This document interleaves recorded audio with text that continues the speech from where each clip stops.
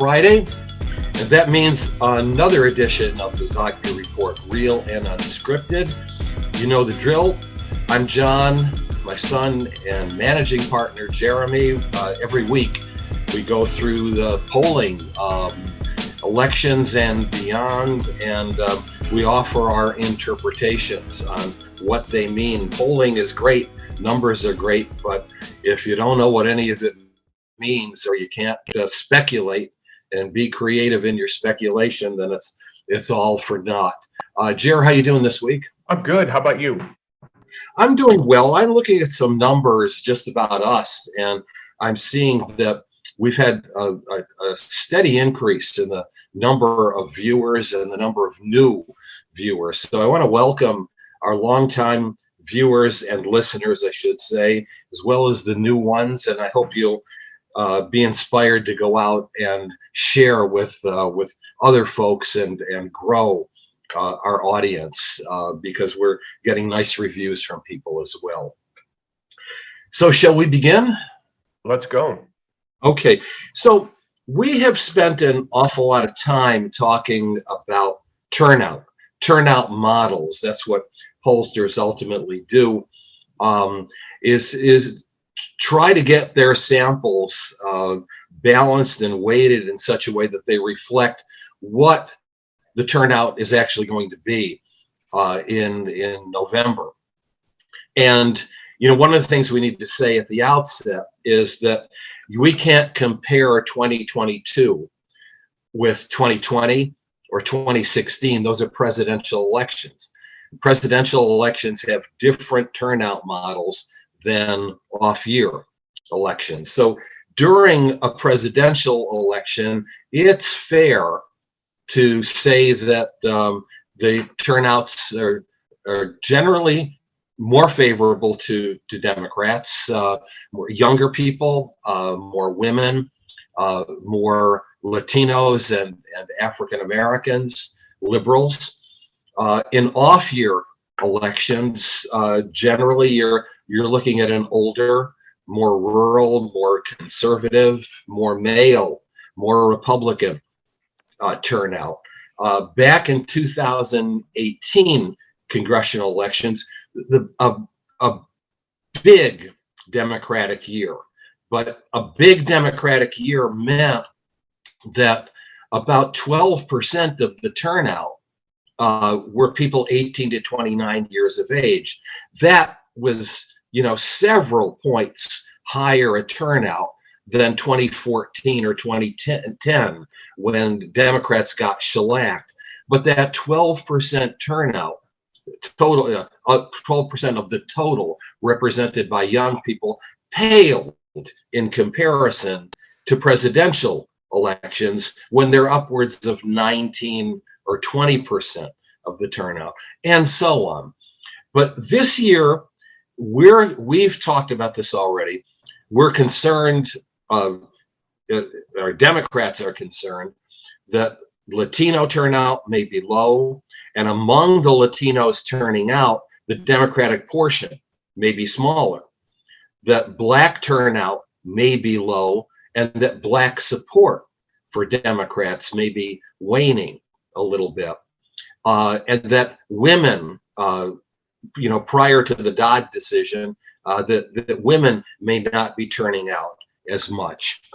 But I've detected during this past week, inspired by a few good articles, that Republicans have a real concern on their end too. And that's what's making these races very, very close with 1 month to go. There is some growing evidence about rural voters.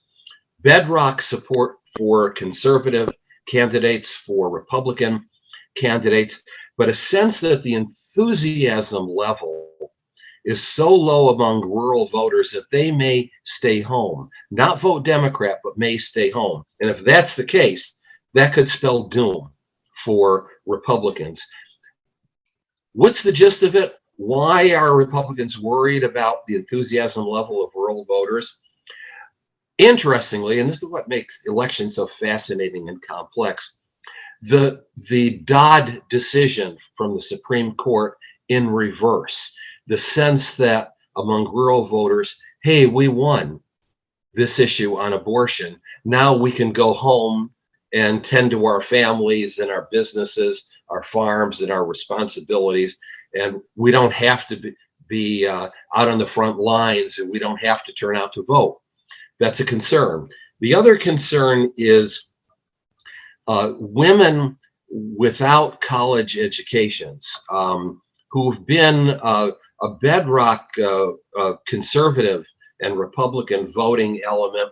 But as we've kind of mentioned before in a different context, that some of these, not huge numbers, but some of these women are deeply concerned about the right to choose and what happened with the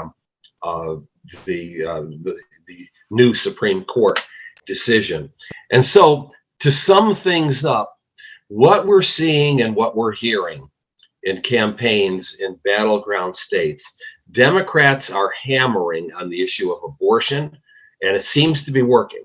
They're hammering on the issue of the threat to democracy posed by January 6th and by election deniers. That seems to be working. They're in the game.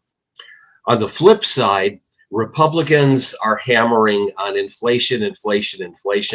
And of course, just in the last 24 hours, there was terrible news on the inflation front, that it's still rising at 8% or more annualized. Republicans seem to be scoring points on crime. And here in New York, linking the Bail Reform Act passed under Governor Cuomo, linking that to the rise in violent crime, seems to be connecting with voters. And then, of course, there is the hot button issue of immigration. But in the meantime, we're watching on a micro level some of the dynamics that are taking place within key demographics. Now, do you want to respond to that first, and then we can take a look at how this plays out in some states? Sure, but I may go for a little while if that's okay. Oh, I just did. It's your podcast, half of it. Half of it. So, I can't help but think. Well, first off, there's a belief that it's among pollsters, and we know this, that it can be. Well, let's back up. Rural. I would say that there are two levels of the rural vote. Right. I mean, you go outside of a city and you're surrounded by suburbs, and then you just go outside of the suburbs, and then there's the rural. And we've got that all right. Everybody's got that. But then there's the deep rural, and they're particularly difficult to get. And I don't think any pollster can really claim with authority that they're getting the deep rural. I know that when we look at our polls and we see urban versus suburban versus rural, we have a healthy chunk, somewhere usually around approximately a third of voters. But I wonder how much of that is the deep rural? How much of that is that, Louisiana bayou, tin roof dwelling person, or, really beyond trailer parks 20 minutes outside of the suburbs. So that's just a question that I don't have an answer to, that I just wanted to throw that nuance out there. That aside, that the argument coming forth that the rural vote are going to not be as excited, largely because they thought, or they think that they won because of Dodd. I can't help but think that is a quintessential large city urban view within an echo chamber that kind of sounds eerily similar to 2016 of how could anybody possibly vote for Trump? We know Hillary has this in the bag. Why I say that is because if we look to our poll, a series of polls that we've done over the past month or so, as you've already pointed out, inflation is by far the top issue. Abortion doesn't even come anywhere close. Even though abortion is the second issue, we're talking twice the amount of percentage of voters overall who think that inflation, or say that inflation is the top view in how they are going to vote. So you've got inflation. You mentioned there's crime, as we talked about last week, looking at that question of the viewpoints on crime, whether it's extraordinary, this current wave, or whether it's not so much. We drilled down to location, and we saw the urban, the suburban, and the rural vote, and a plurality of all three of those said this current crime wave is extraordinary. So you've got inflation, you've got the economy, you've got crime.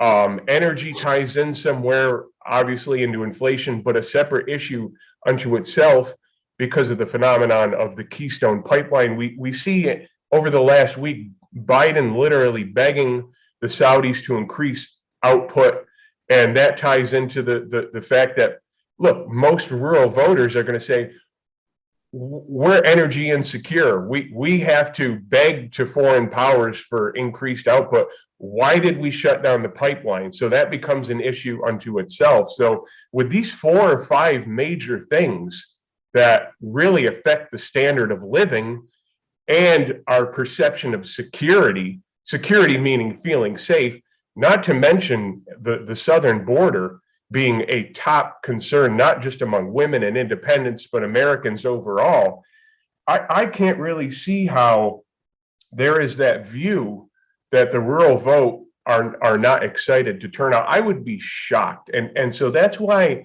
to me, that sounds more like an urban echo chamber of just living in the city and reading your news from that view, and hearing your colleagues from that viewpoint, and just not knowing what the reality is out in the rural ground. So I'll leave it at that and pick up with the state by state view. Okay. I could kid and say that I had a hard time hearing you because of the echo, but I'll just leave that alone. There was kind of a put down in there somewhere, but that's no, not really. So let's look at these hot races. Okay. I think there's one that's not worth spending too much time on. We start way up in New Hampshire. Just really briefly, Senator Maggie Hassan, former governor, running for a second term, looks to be in a comfortable position. In fact, not only her, but it certainly looks like the 2 congressional districts appear to be solidly Democrat in New Hampshire. And so, barring anything unforeseen between now and election day, it looks like she's on to victory. A particularly inept candidate that she's running against, who's trying to change his positions midstream. Pennsylvania, a fascinating dynamic. We've been watching Pennsylvania right along. John Fetterman, Mehmet Oz, we've talked about them before. But this is a race that's tightening up. And what it's coming down to is a very important debate. Not simply a debate on ideas or on personalities, but on John Fetterman and whether he is physically, mentally fit to serve in the U.S. Senate. We learned this week that he needs a special kind of closed caption mechanism so that he can process words in front of him. Whether or not there has been any intellectual or mental incapacitation remains to be seen. Doesn't look like it, but it's going to be a different kind of debate. And now some nuanced questions come to the fore. One is, how tough can Dr. Oz be on someone who has been felled by a stroke? Can appear to be beating him up. And who's a doctor. And who is a doctor, right? Yeah, that wouldn't look good. Secondly, is the Fetterman campaign strategically lowering expectations by showing the teleprompter and the closed captioning and reducing expectations so that if Fetterman just is standing at the end of the debate, he's won the debate. He has surpassed expectations. I mean, these are a lot of things. One thing we know is that Oz, trying to deflect from his personal problems, he is really upside down in terms of negative feelings towards him. But he's been hammering on crime. And statistics in Philadelphia have been helping Dr. Oz. So this has gone from a 6, 7, 8-point advantage for Fetterman to now, depending on the poll, a 2 or 3-point advantage for Fetterman. That makes it very close. I'll stop with Ohio and listen to your comments, and then we'll pick up with a few other states.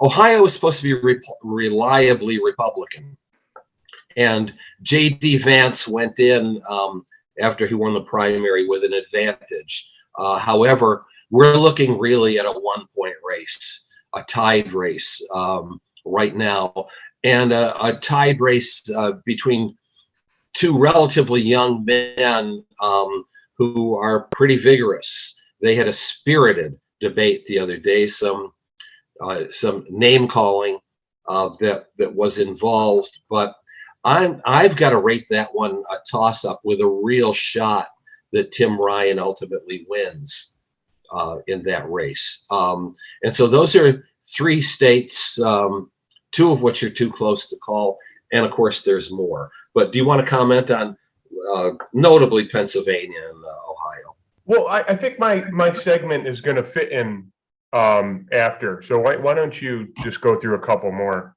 Okay, let's go to North Carolina then. Stay east for a while. You got Ted Budd, congressman, who conservative MAGA congressman, who has been leading Sherry Beasley, who is the former Supreme Court Chief Justice. It's been close, but Budd had been leading. But now what we're seeing is pretty close to a tie. Budd may be leading by a point here or there, a couple of polls out, Beasley leading. This is going to be part of a wave. In other words, whichever way the tables turn the day before the election, that's the person who's going to win. I think each has established his and her base going into this. It's now going to depend on turnout and any last minute wave that might happen, a revulsion against inflation on one hand, or a revulsion against the Supreme Court and the Dodd decision on the other hand. North Carolina, though, on the radar screen is very competitive. And then let me end with the crazy election in Georgia. Georgia is this year's Florida. Whichever way Georgia goes is the way that the U.S. Senate will go. We don't have to relive Herschel Walker's difficulties, but it's enough to know that Republicans from top to bottom have rallied around Herschel Walker. And so he maintains a solid base. However, he's down against Raphael Warnock in 5 of the last 5 polls that have come out. Not by much, but 5 of the last 5 polls. I suspect this is going to depend on a wave as well. But let's say that whereas you could have called a state leaning Republican maybe about 3 weeks ago, it's a toss-up, or maybe even, I would say, leaning Democrat at this point in time. Mark Kelly is good, I think, in Arizona. I think the 2 races to be watching from here on in, possibly a third, but Catherine Cortez Masto in Nevada, she's down 1.7 points from Adam Laxalt. Now, as an incumbent, she actually should be leading. And she is a Latina, the first Latina elected to the U.S. Senate. That's a big vote in Nevada, but it's no longer the overwhelming bullet vote that it once was.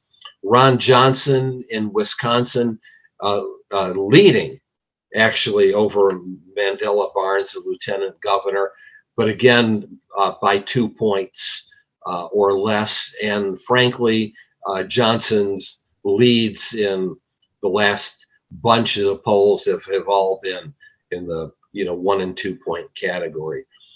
The one that's intriguing me, I mentioned this before, state of Washington was on no one's radar screen. That's longtime Patty Murray, 5 terms, running again. She generally wins hands down, but she's being vigorously challenged by Tiffany Smiley, and some polls have it in the low single digits. I want to make one comment and then we'll proceed. There's usually a couple of outliers out there in these states. One is Trafalgar. The other is Emerson College. They make me wince when I see polls in Democratic direction, and then I see these showing a tighter race and have more Republican numbers. But I do recall over the last few decades that was me in many instances, and in almost every, not all, but in almost every instance I was right. And so I do think that there's a tendency for many polls to not be picking up Republican voters or representing them well enough. And I'm not going to draw any conclusions on that except to say this is an imperfect science. We watch the polls very, very closely, but we're in for a very, very close, hotly contested election going in the last few weeks. Yeah, well, I mean, that's the thing, is that the stakes are always so high that if you're off by 1% or 2 or 3, right, you get hanged by the mob. When the fact of the matter is that's usually within the margin of error. But this is incredibly hotly contested, and what I'm going to do, I finally got the poll on independent voters that I've been yapping about for so many weeks. Well, we finally got the green light to report. I'm going to be sending out an article over the weekend. So if you're listening but you're not on our email blast, write to me, Jeremy at johnzogbystrategies.com, to get on it. Or you can go to the website, johnzogbystrategies.com, and on the news button, you'll be able to see this. It's called The Anatomy of the Independent Voter. And so I think this is going to shine light. Though you gave the state-by-state view, I'm going to take the overall view of independent voters. By the way, we will be doing a round 2 of this poll with Dinata, of course, in 5 of the most hotly contested battleground states to try and figure out about a week before, maybe 5 days before the election, where the independents really stand in those 5 key battleground states, a lot of them which you just went over, that are hotly contested and will be determined by the independent vote. But the independent vote is a really, really interesting vote when you do a deep dive. And so starting out with a baseline, you've got 33% who say they typically vote Republican in elections. You've got 34% who say they typically vote Democrat. You've got 25% who say they vote equally. That 25% of independent voters are the true swing vote. And then you've got another 8% who say they usually don't vote either party. So they go with a lesser known party, a third party. When we get to the issues, and I've already referenced this number, but that was more the overall. What are the top 2 issues that are going to influence their vote come November? You've got 56% who cite inflation in the economy, and number 2 is 30% who cite abortion. Also in the mix is coming in at third place, immigration and border security, with 21% who cited that as a top issue. Crime and public safety at 20%, about the same level. Climate change 18%. So that is a concern too, but by far inflation in the economy. And so I'm just going to keep narrowing down in this dissecting this, as I say, the anatomy of the independent vote, and I'm going to have more details in the article to come. But what about when we ask if Roe v. Wade had any impact on motivating them to go out to vote more? Again, these are just independent voters nationwide. 60% said it didn't really change their plans to vote. It had no impact. 34% said it did. It did motivate them. But right there, what we can see among independent voters is I don't think so much that it's having as much of the effect as we thought. I'm not saying it's not an important issue. I'm just saying it's clearly being drowned out by the economy, and I don't think that should be any surprise. When we ask which party does a better job handling a litany of issues, all the way from race relations, education, energy, inflation, the American dream, immigration, foreign policy, and a whole other thing, independents, when going through all of that, it's about half and half. 5-6 issues go to the Democrats, 5-6 issues go to the Republicans. The other thing that I want to point out is we do a typical poll question. Does a candidate supporting XYZ make you much more likely or much less likely, and all the choices in between on that scale? Does that make you more likely to turn out to vote for that candidate? And when we look at Roe v. Wade, and specifically the question being if a candidate supports reinstating Roe v. Wade, just vocally stands behind it. We know legislators can't really, do anything about the reinstating it legally. Although, I guess I'm thinking in terms of the Supreme Court. What you see is, yes, 54% of independent voters say that they're more likely to vote for that candidate. But don't get stuck on that, because when we test other issues, for example, reinstating the Keystone Pipeline, 57% of independent voters say that they're more likely to support that candidate.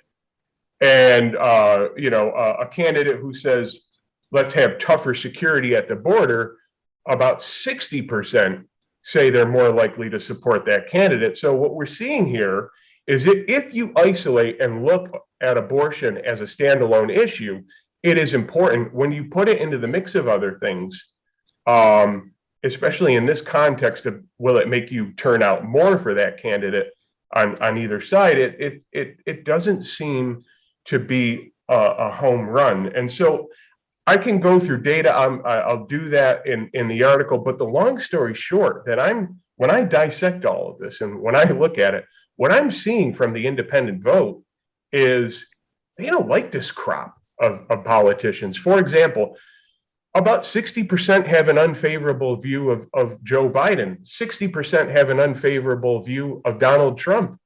Hence, this is why so many are unsure, even at this moment, as to who they're going to vote for come November. I think when we look at the issues, there is an edge for Republicans. You do see a little bit more sway. I'd say a noticeable more sway towards Republican conservative messages among independent voters, but the candidates aren't liked. And so really at the end of the day, what I see with the independent vote is they are truly swing voters. In other words, there's just no way to predict which way they're going to go. And these last few weeks are really going to be the determining factor. And the fact that they don't have their minds made up with just a few weeks to go just tells me this crop of candidates, Congress and Senate, they are just not impressive to the independent vote. That's my long story short. And it is a good one and an important one. And I'm waiting to read your paper. It sounds fascinating. But I'm going to be contrarian. What you just reported to me on Roe v. Wade and independence, when I look at those numbers, just dissecting those in my head, 34% said that it would make a difference in how they vote. And we know that it's not Republican leaning who are saying that. That basically those are folks that are pro-choice who feel the Democrats will do a better job on pro-choice. And so, especially when we're looking at very close elections, all we're talking about, anything that energizes a few hundred more or a few thousand more, let alone tens of thousands of more voters to vote, one side can have a tectonic effect on the election. So we'll keep watching. No doubt about that. No doubt about that. But it's when's your paper coming out? I know I'm going to see it over the weekend, right? And you're going to send it out when, do you think? I already wrote a lot of notes, so I'm just going to. I mean, it's pretty much ready to type up. So we're going to send this podcast out today, and then I think in the morning it's going to go out. But I just want to say one other thing. You are absolutely right. A few hundred voters, 1,000 voters can make all the difference in the world. But again, if Democrats are hinging on that, which it seems to be, they're putting a lot of their eggs in that basket of abortion. There are 3 or 4 other major issues that I think are as strong, if not more. And obviously, inflation is that one. And so, well, I'll explore that. I'll look at the female vote on that question, and that should be pretty telling. Okay. All right. That's it. We aired out a lot. Have a good week, everybody. Look forward to getting your paper. Take care. Yeah, you too. Bye-bye.